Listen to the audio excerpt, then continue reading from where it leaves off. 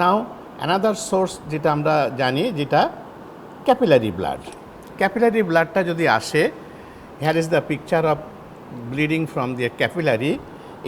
It is dark blood, মানে bright red in colour, but slow, even slow flow, the most slow flow, অর্থাৎ এই ব্লাডটা আসছে একদম চুয়ায়ে চুয়ায়ে বা ধীর গতিতে ব্লাডটা আসছে, and it should be bright red in colour.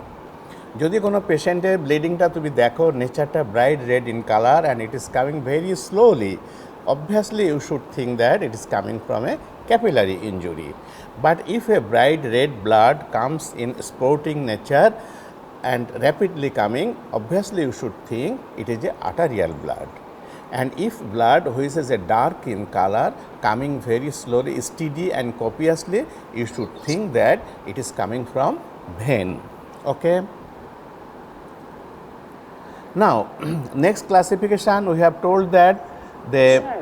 yes, sir capillary ব্লাডের ওই স্লাইডটা একটু শো করবেন sir please? sure, this is the capillary blood. Okay, slow, even flow, bright red in color. These three are the characteristic features when blood comes from capillary. Clear? G sir. Now the timing of hemorrhage.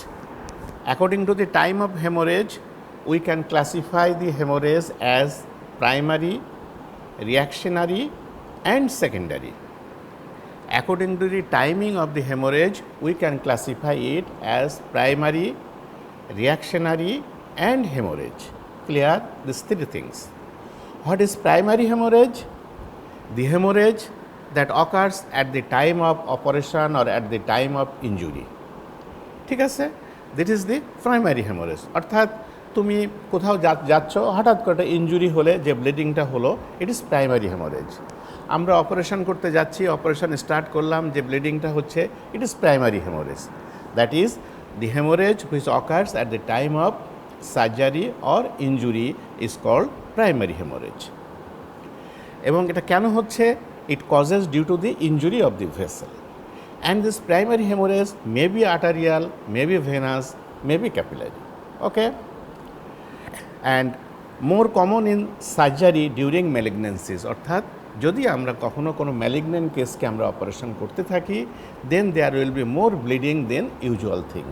যদি আমরা একটা নন malignant কেসকে operation করতে থাকি, তাহলে যেটুকু bleeding হয়, bleeding তো অবশ্যই অপারেশন করতে গেলে হতে হবেই, it is an part and parcel of a operation, but if we perform the operation on a malignant patient case, then there will be more bleeding, and what is its reason, it will be discussed in later on.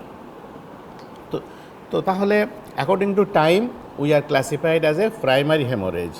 And what is the primary hemorrhage? The hemorrhage that occurs at the time of the surgery or at the time of injury. And it may be arterial, may be venous, may be capillary. Now, reactionary hemorrhage. Another classification is a reactionary hemorrhage. What is reactionary hemorrhage? The bleeding that occurs within 24 hours of the surgery or of the injury, usually after 4 to 6 hours. তাহলে আমরা ধরে নাও আমরা একটা operation করছি, operation is over, we have close the operation, patient goes to bed, surgeon goes to his home, but after within 24 hours, anytime within 24 hours, usually 4 to 6 hours after, suddenly there should be bleeding from the surgical site, or you have got an injury and you have managed it by somehow means, that is pressure packing others, and you get free, but after some times within 24 hours again there is bleeding. This is called reactionary hemorrhage. That is bleeding that occurs after 24 hours but within 24 hours of primary hemorrhage. The definition should be like this: the bleeding that occurs within 24 hours of primary hemorrhage. মনে রাখতে হবে কিন্তু primary hemorrhage হয়েছে, that was sealed somehow, and after within 24 hours যে কোনো টাইমে common টাইমটা হচ্ছে ইউজুয়ালি 4 to 6 আওয়ার্স আফটার যদি আবার ব্লিডিংটা হয় সেই ইনজিউর্ড সাইডে, that would be called as reactionary haemorrhage. Now why this bleeding may happen? আমি তো অপারেশন ঠিক মতো ক্লোজ করে এসেছি, একটা ইনজুরি হয়েছে, রোড ট্রাফিক অ্যাক্সিডেন্ট বা হাঁটাচলা করতে যে ইনজুরি হয়েছে, তুমি তো এটাকে ব্যান্ডেজ করে সামহাও এটাকে কন্ট্রোল করেছো, but why there will be bleeding after within 24 hours after usually 4 to 6 hours? কেন? দেখো, আমরা যে coagulation mechanism what we have read in the physiology chapter, when there is an injury the coagulation factors starts to control the bleeding. This is the normal physiology, but in case of other thing, how we can control the bleeding? আমরা bleeding control করি either by ligature, অর্থাৎ একটা bleeding vessel আছে সেটাকে আমরা ধরে সুন্দর করে সুতা দিয়ে বেঁধে দিচ্ছি, it is called ligature of the bleeding vessels. আর কি করতে পারি আমরা? ব্লিডিং ভেসেলের মাথাটা ধরে ডায়াথার্মিক কোয়াগুলেশন করে ওটাকে বন্ধ করে দিতে পারছি। আর কি হয়, অনেক সময় আমরা যে হট মপ দিয়ে কম্প্রেশন দেই বা চাপা দেই, অথবা আস্তে আস্তে হয়তো বা ক্লটিং ফ্যাক্টর অ্যাক্টিভেশনের জন্য মাইনর কিছু ভেসেলগুলো সেগুলো ভেসোস্প্যাজম হয়ে ব্লিডিংটা বন্ধ হয়ে গেছে। This are the 3 ways. First thing, we can close the bleeding, control the bleeding by applying ligature on the bleeding vessels, or by doing diathermic coagulation, or by pressure and packings. এই তিনটা ওয়েতে আমরা ব্লিডিংটাকে usually control করি। এবং এর বাইরেও কিছু কিছু কী হয়, মাইনর যে সমস্ত ভেসেল থাকে ওগুলো রিফ্লেক্স স্প্যাজম হয়ে এটা বন্ধ হয়ে যায়। কেন এটা হয়? ডিউরিং দি সার্জারি ইউজুয়ালি পেশেন্টের মানে ব্লাড প্রেশারটা একটু কম রাখা হয়। Anaesthetist make this thing during the operation, anaesthetist make the patient in low blood pressure level due to facilitate the operation. If the patient's blood pressure remains high during operation, there will be profuse bleeding and it will be difficult to complete the operation. So, it is the duty of the anesthetist so that he will remain the pressure in a low level. That is why it is easy, less blood, and it is easy to control. Now, in that situation, we have finished the operation and we left the OT, patient also left the OT. Later on, কি হবে? When there will be normalization of the pressure, যখন বডির মেকানিজমে প্রেশারটা normal হলো, তখন কি হতে পারে? প্রেশারটা একটু বেড়ে গেল, অথবা একটু প্রেশারটা পোস্ট অপারেটিভ পিরিয়ডে বেশি হলো। তখন কি হচ্ছে? যখন ভেসেলের একটা হাই প্রেশারে একটা ব্লাড ফ্লো হচ্ছে, তখন কি হলো? রিফ্লেক্স ভেসোস্প্যাজমের জন্য যে সমস্ত মাইনিউট ভেসেলগুলো বন্ধ হয়ে গেছিলো ওগুলো রিওপেন হয়ে গেলে ওগুলো আবার ব্লিড করা শুরু করলো। আর কি হতে পারে?